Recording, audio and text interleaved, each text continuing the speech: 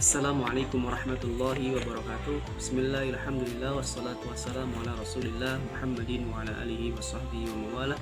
La hawla wa la quwata illa billah. Amma ba'du.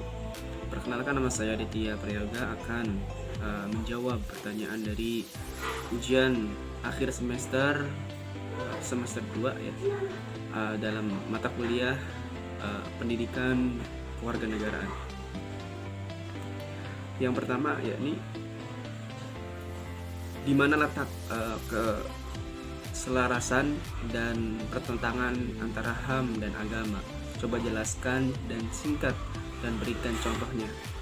Yang pertama, dalam kaitan keselarasan antara HAM dan agama, Al-Quran telah menjelaskan salah satu ayat yang menyatakan bahwa Inna akramakum indallahi atqakum, orang yang paling mulia di sisi Allah adalah orang yang paling bertakwa. Quran Surat Al-Hujurat ayat 13. Manusia menjadi terhormat karena ia tak bertanggung jawab menjadi atas ketinggian derajatnya secara martabat dan harga dirinya. Contohnya dengan tindakan Nabi Muhammad SAW yang membebaskan seorang budak hitam bernama Bilal. Bahkan beliau mengangkatnya sebagai sahabat terdekatnya dan seorang muadzin. Contohnya ini menunjukkan bahwa harkat martabat manusia melampaui segala hal, baik itu berwarna kulit maupun status sosial. Pada masa itu tidak ada yang lebih liberatif daripada tindakan yang dilakukan oleh Nabiullah Muhammad SAW.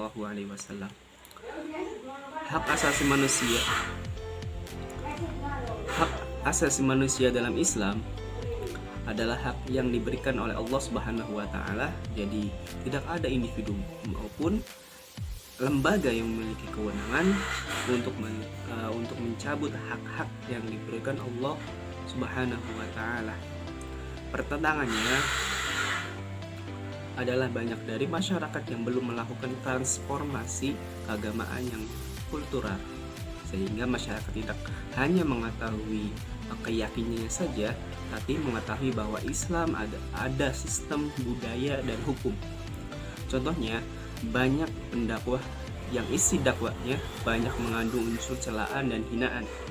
Contoh di atas adalah HAM dan Islam sangat penting dalam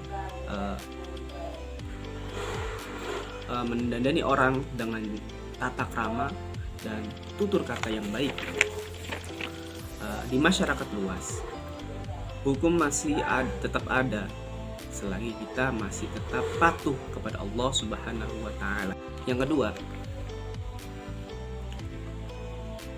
jelaskan bagaimana relasi atau hubungan di antara tiga lembaga, legislatif, eksekutif, dan yudikatif, dalam mencapai tujuan nasional.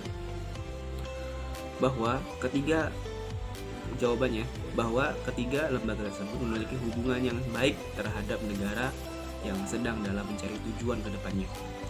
Maka dari itu, apabila tidak ada dari ketiga lembaga tersebut, negara ini akan kacau balau dan tidak terstruktur dalam mengatur undang-undang. Tugas dari lembaga tersebut adalah legislatif, adalah lembaga yang membuat atau merancang undang-undang. Yudikatif adalah lembaga negara yang mengawasi jalannya pelaksanaan undang-undang. Eksekutif adalah lembaga negara yang menjalankan atau melaksanakan undang-undang. Maka dapat diketahui bahwa antara lembaga legislatif, eksekutif, dan yudikatif itu saling mempengaruhi jalannya undang-undang, dan terjadi proses timbal balik antara ketiganya. Legislatif yang merancang suatu aturan, eksekutif melaksanakan aturan tersebut, dan yudikatif memantau, juga memberikan sanksi seandainya ada penyalahgunaan dan sewenang-wenangan saat melaksanakan aturan tersebut. Yang ketiga, apakah konsep tersebut sesuai dengan model masyarakat kota yang dibangun oleh Nabi Muhammad SAW di Madinah? Benar, konsep Jawabannya, konsep masyarakat madani sesuai dengan masyarakat pada masa Nabi Muhammad SAW. Karena setelah Nabi Muhammad SAW diperintahkan untuk berdakwah membawa agama Islam dan pindah ke Yatsrib, Madinah, dan membangun pemerintahan di sana, dan semua hukum yang diberikan oleh Rasulullah SAW terlaksanakan dengan baik, dan masyarakat pada saat itu mulai tentram, dan masyarakat dapat menjalankan perintah-perintah agama seperti sholat, zakat, dan puasa. Sebelum itu terjadi pemerintah Rasulullah dengan membawa agama Islam dan masyarakat yang ikut dengan beliau. Rasulullah Shallallahu Alaihi Wasallam mendapat tantangan dan celaan dari kaum Quraisy.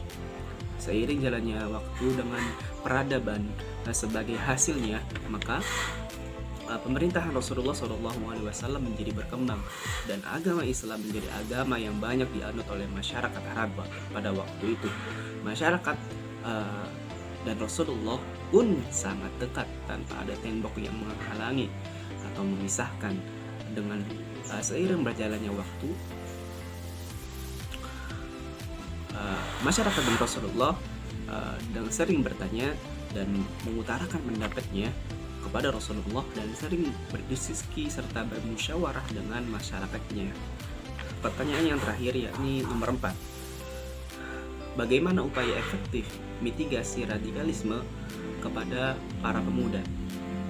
Memahami dan menanamkan anti radikalisme itu bisa diimplementasikan dalam kehidupan sehari-hari, baik sebagai warga atau pemuda kampus maupun pemuda Indonesia, bahwa ada 3 sikap yang perlu dihindari, yakni intoleransi, radikalisme, dan terorisme.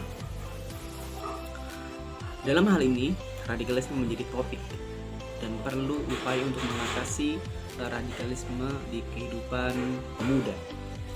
Radikalisme merupakan suatu ideologi, ide atau gagasan atau paham untuk mendorong manusia melakukan pada suatu sistem sosial dan politik dengan menggunakan cara-cara kekerasan dan ekstrim.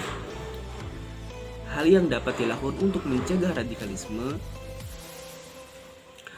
di kehidupan pemuda dengan memperluas pemahaman sosial politik, kebangsaan, dan kesejahteraan, serta keadilan dan kemanusiaan, dan juga bijak dalam menggunakan media sosial.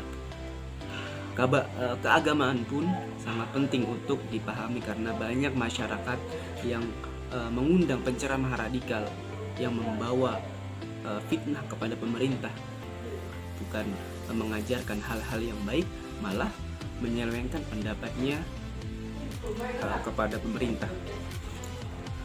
Dari sikap yang di atas, bahwa wawasan radikalisme adalah embrio lahirnya terorisme, maka pemuda itu adalah masa kita untuk lebih mendekatkan diri kepada Allah Subhanahu wa Ta'ala yang Maha Esa, serta menambahkan wawasan keagamaan yang moderat, terbuka, dan toleran, serta menambah jiwa nasionalis dan kecintaan kita kepada negara Republik Indonesia, serta meyakinkan diri untuk selalu waspada terhadap provokasi, hasutan, dan pola rekrutmen teroris. Itu saja yang saya jawab dari pertanyaan-pertanyaan ujian akhir semester mata kuliah Pendidikan Kewarganegaraan. Bila ada salah atau tutur kata yang kurang mengenakan, saya mohon maaf. Wabillahi taufiq wal hidayah. Assalamualaikum warahmatullahi wabarakatuh.